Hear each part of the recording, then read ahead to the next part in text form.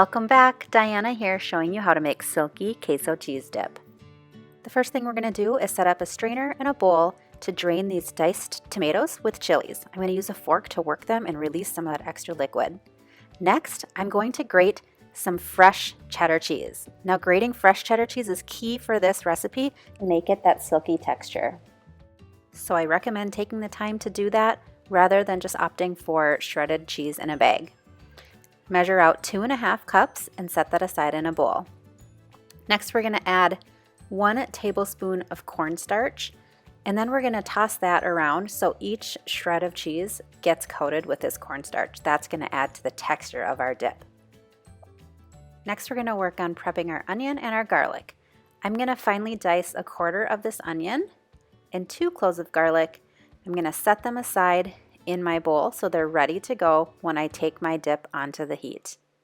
Remember to dice. I'm going to cut lines straight down to make the planks, and then I'm going to turn it 90 degrees and cut it again to make that dice.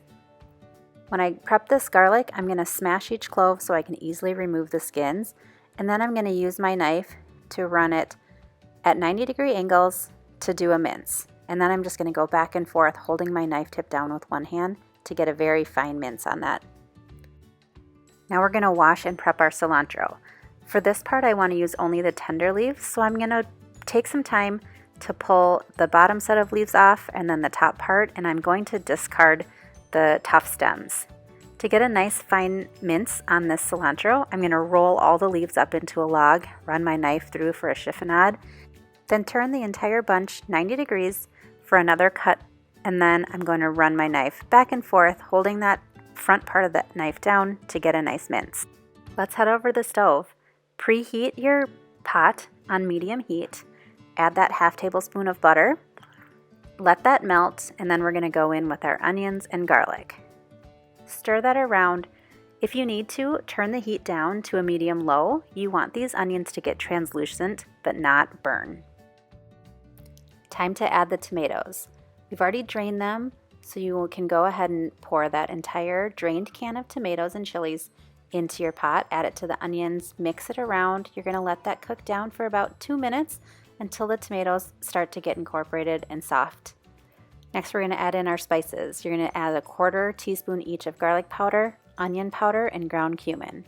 Give that a stir, and we'll let that cook down for another minute while we get our evaporated milk ready.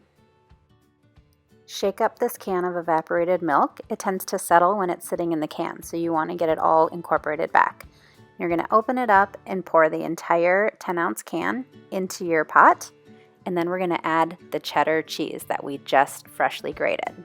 Stir that together, and then we're going to turn the heat down to low and let it all incorporate and cook together. It's going to thicken and start looking more like that dip that you're imagining in your head.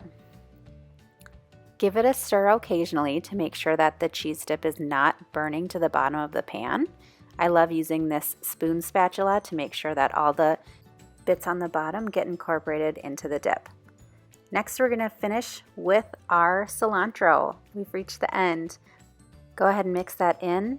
Check the consistency and the salt. Add salt if necessary. And if the dip seems too thick, add 1 tablespoon at a time of water to loosen it up and stir. So that's it. Thanks for joining me for this lesson, and I'll see you in the next one.